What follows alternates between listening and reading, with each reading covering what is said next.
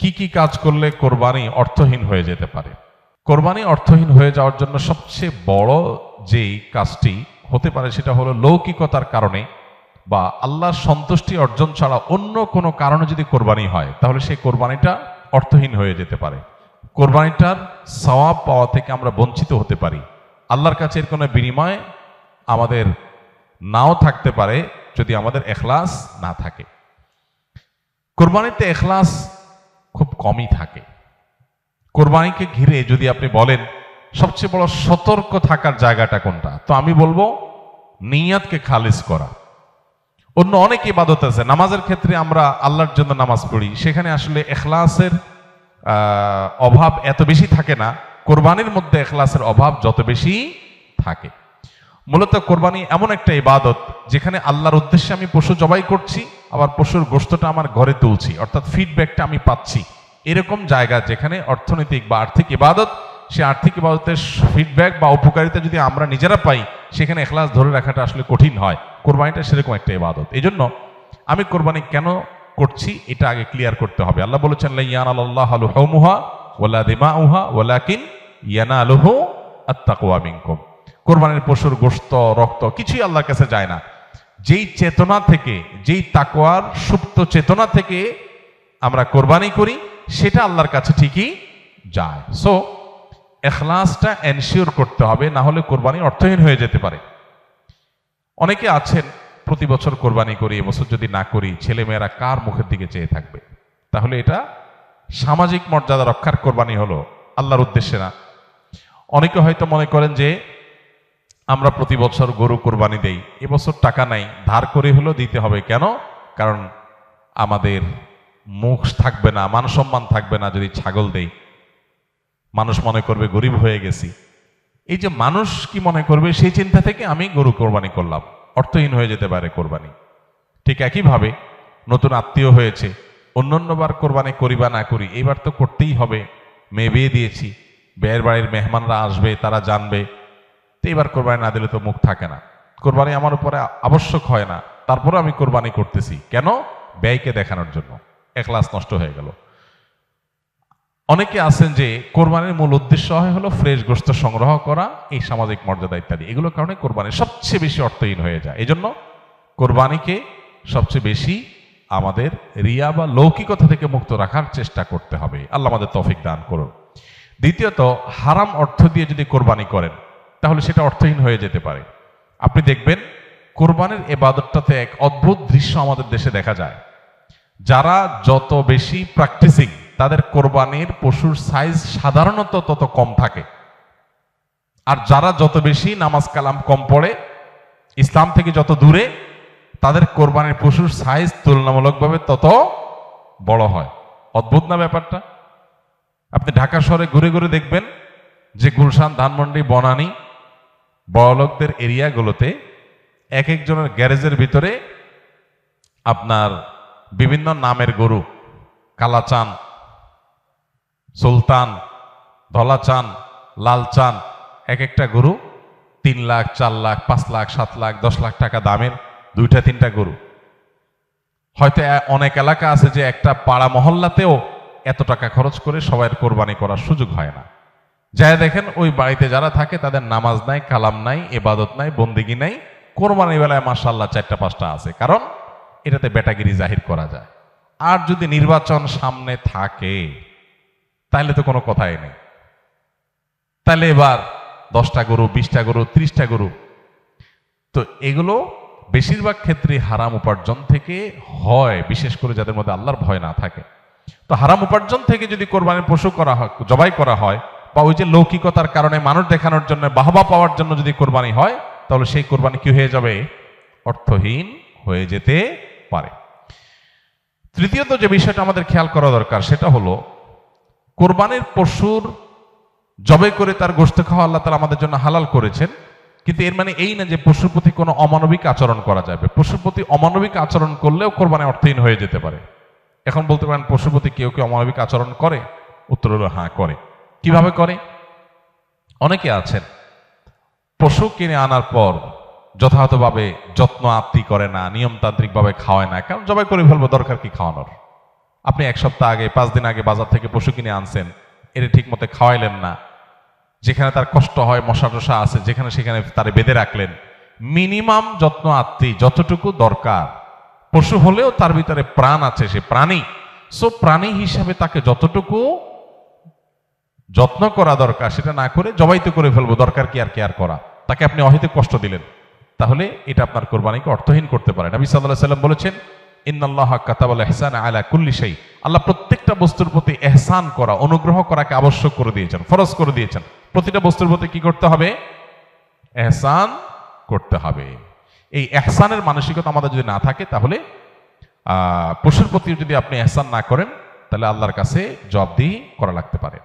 আমরা যারা পশু কিনে আনি, নিজেরা জবাই করি, জবাই করার সময় কিছু অমানবিক আচরণ হয়। যেমন দেখা যায় জবাই করার পর কসাইরা বিশেষ করে চাকু দিয়ে গলায় খোঁচায়।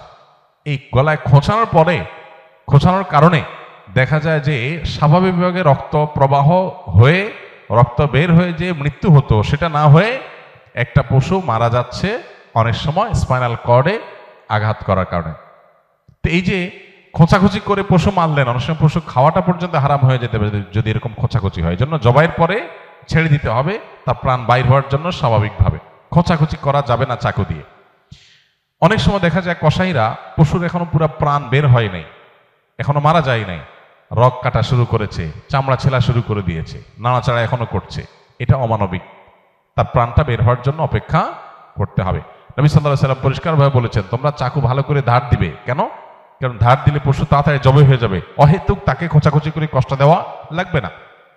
আমরা দেখা যায় নিজেরা হয়তো পশুর প্রতি অনেকে যত্ন করি, মায়া করি, কিন্তু পশুটা যে আপনার বিক্রেতার কাছ থেকে আপনি কিনে এনেছেন, এই পশু প্রতি সে হয়তো কোনো অমানবিক কাজ করেছে, যদিও তার দায়টা আপনার উপর আসবে না, কিন্তু সামাজিকভাবে আমাদের সবার উপরে এই দায়টা চলে আসে। আমরা জানি পশু পরিবহন থেকে নিয়ে, পশু বাজারজাত করা থেকে নিয়ে জবে পর্যন্ত ধাপে ধাপে পশুর প্রতি চরম অমানবিক আচরণ এদেশে করা হয়। পরিবহনে হয়, আপনারা জানেন, একটা ট্রাকে ধরা যাক যে 15টা গরু উঠানো যাবে, সেখানে 20টা গরু উঠানো হলো, 5টা গরু বেশি উঠানো হলো, তাতে পড়তা বেশি হয়ে যায়, খরচ কম পড়ে, ব্যবসাটা একটু বেশি হয়ে যায়। কিন্তু 5টা গরু বেশি উঠানোর কারণে কি হয়? ওই পশু যেগুলোকে উঠানো হয়েছে সেগুলোকে এমন গাদাগাদি করে দাঁড় করানো হয় যে তাদের গায়ে, শরীরে রীতিমতো ঘা হয়ে যায়, এবং মাঝখান দিয়ে এমন ভাবে বাঁশ বেঁধে দেওয়া হয় যাতে কোনোভাবে বসতে না পারে।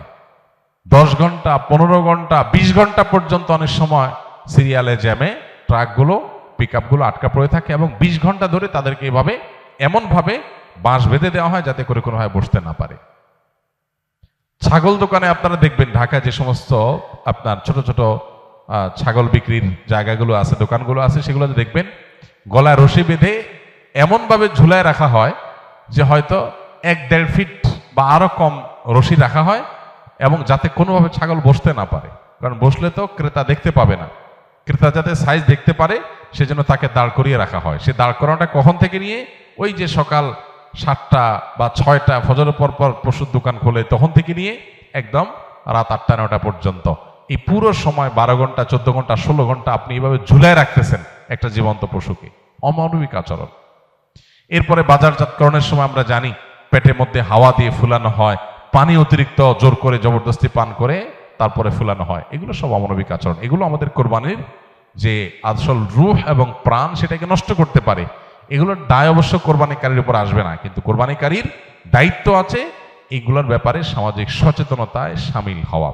সর্বশেষ যে পয়েন্টটা বলবো সেটা হলো, আমাদের কোরবানির পশুর যে বর্জ্য ময়লা আছে, এগুলো যদি পরিষ্কার করার দায়িত্ব কোরবানি কারক হিসাবে আমরা নিজের কাঁধে না নেই, আমাদের কোরবানিটা অর্থহীন হয়ে যেতে পারে।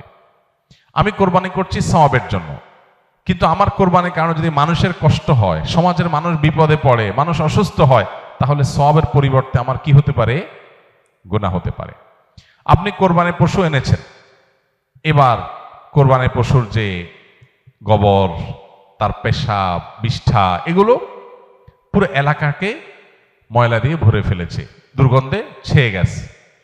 আপনি কোরবানিকারী, আপনার দায়িত্ব এগুলোকে পরিষ্কার করে যথাস্থানে ফেলে দেওয়া এবং মানুষের যেন কষ্ট না হয় সেদিকটা খেয়াল করা। গোবরগুলো নিয়ে আপনি ড্রেনে ফেলে দিলেন, তাহলে ড্রেনে জলাবদ্ধতা তৈরি হবে, পানি প্রবাহ বন্ধ হয়ে যাবে এবং সেটার কারণে সেই বদ্ধ পানিতে মশা তৈরি হবে, ডেঙ্গু তৈরি হবে। সেখান থেকে মানুষ, এখন ডেঙ্গুর সিজন শুরু হয়েছে, গতকালকে না যেন আজকে পত্রিকা দেখলাম যে এবার মৌসুমের শুরুতেই ডেঙ্গুর প্রকোপ ভয়াবহ। হয়তো এখান থেকে যে মশা তৈরি হয়েছে এটা কোনো মানুষকে কামড় দিবে, সে মানুষটা অসুস্থ হয়ে হসপিটালে ভর্তি হয়ে হয়তো মারা যাবে, লাখ লাখ টাকা খরচ হবে, আইসিইউতে যাবে, আপনি হয়তো জানান না, আপনি কোরবানি করে চলে গেছে। তো এই জন্য আমাদের কোরবানির পশুর বিষ্ঠা, ময়লা, বর্জ্য এগুলোকে পরিষ্কার করা, যথাস্থানে ফেলা, যেখানে সেখানে না ফেলা, এবং ড্রেন অন্যান্য জায়গায় মানুষের রাস্তাঘাটের আশেপাশে চলাফেরার জায়গায় ফেলে মানুষের কষ্টের কারণ যেন না হয় সেটা লক্ষ্য করা আমাদের কর্তব্য। যদি না করি তাহলে এই কোরবানি অর্থহীন হয়ে যেতে পারে। ভাইরা আমার, প্রতি বছর এই বিষয়টাতে আমরা সচেতনতা সৃষ্টি করার চেষ্টা করি। কোরবানি হোক পবিত্র, আমাদের দেশও থাকুক পরিচ্ছন্ন, আমাদের পরিবেশটাও ভালো থাকুক, এই স্লোগানটা আমাদের মাথায় রাখতে হবে। কোরবানি করার পরে অনেক সময় দেখা যায় কোরবানি পশুর রক্ত রাস্তায় বেয়ে পড়ে গেছে, মাটির রাস্তায় শুকিয়ে গেছে, আমি ভালো করে পানি ঢালি নাই, দায় সারা একটু পানি ঢেলে চলে গেলাম, তাহলে এই রক্তটা শুকানোর পরে দুর্গন্ধ হবে, মানুষ আশেপাশ দিয়ে যাবে, নাকে হাত দিয়ে যেতে হবে, কষ্ট হবে, দিলের বদদোয়া মানুষের আপনি পেতে থাকবেন। তো কোরবানি করে কি লাভ? আল্লাহর বান্দাদের কষ্ট দিয়ে তো আল্লাহকে আপনি খুশি করতে পারবেন না। কোরবানি পশুর জবে করার পর অনেকে বুড়ি পছন্দ করেন, বুড়ি খাওয়া হালাল, কেউ চাইলে পছন্দ করলে খেতে পারে পরিষ্কার করে।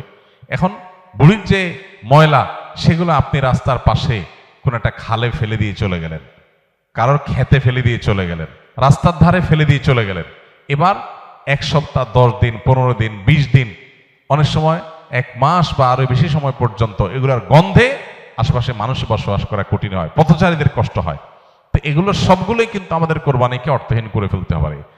অতএব আমাদের উচিত হবে যে আমাদের কোরবানির পশু ময়লা বর্জ্য এগুলোকে গর্তে ফেলে দিয়ে মাটি চাপা দিয়ে সুন্দর করে সেটাকে দাফন করে দেওয়া, যাতে কোনোভাবে মানুষের কষ্টের কারণ না হয়। আল্লাহ রাব্বুল আলামিন আল্লাহকে সন্তুষ্ট করার মতো করে কোরবানি আমাদেরকে নিবেদন করার তৌফিক দান করুন। কোরবানি যেখানে ত্যাগের কথা বলে, সেখানে যদি আমরা মানুষকে কষ্ট দেই তাহলে এটা সওয়াবের পরিবর্তে কোনো কোনো ক্ষেত্রে গুনাহের কারণ হতে পারে। আস-সুন্নাহ ফাউন্ডেশন, উম্মার স্বার্থে সুন্নাহর সাথে।